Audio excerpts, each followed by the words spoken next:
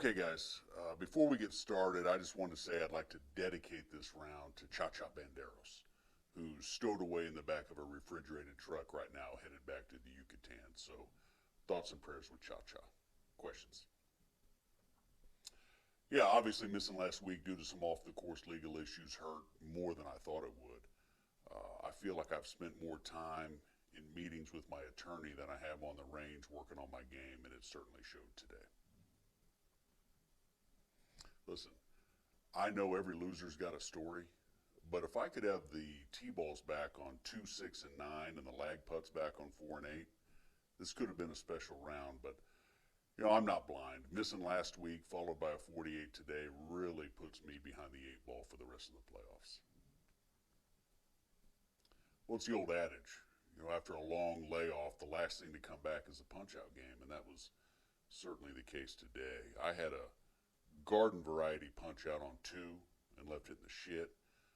I had a tougher punch on 6 that I could usually execute in my sleep that hit a tree and ended up in a lost ball. And then I went for the hero punch out on 9 and unfortunately had the 2 whiffs. On 7, yeah, just misclubbed. I lasered that distance at 12 yards, which is a perfect number for my 80-degree wedge full. But when I stepped it off, it was 14 yards. So I decided to reach back for a little extra and really went at it, and it ends up landing short and then spins back about 7 yards behind me. So I putted from there and ended up making 7.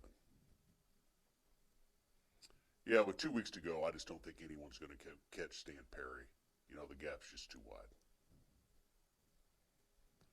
Listen, I've got no issues with Stan per se. It's just that his act wears a little thin with me. Stan's one of those guys that can't introduce himself to anyone without mentioning that he lives in the house off number 7 with the above-ground pool. Okay, you guys know the type. He plays the all-graphite Yonex irons. He goes on one of those sandals all-inclusive trips every July and just kind of throws it in everyone's face. It's kind of like, okay, Stan, we get it. You've got money. It's just going to be a long, long winter if Stan wins this league. Anything else? Okay, thanks, guys.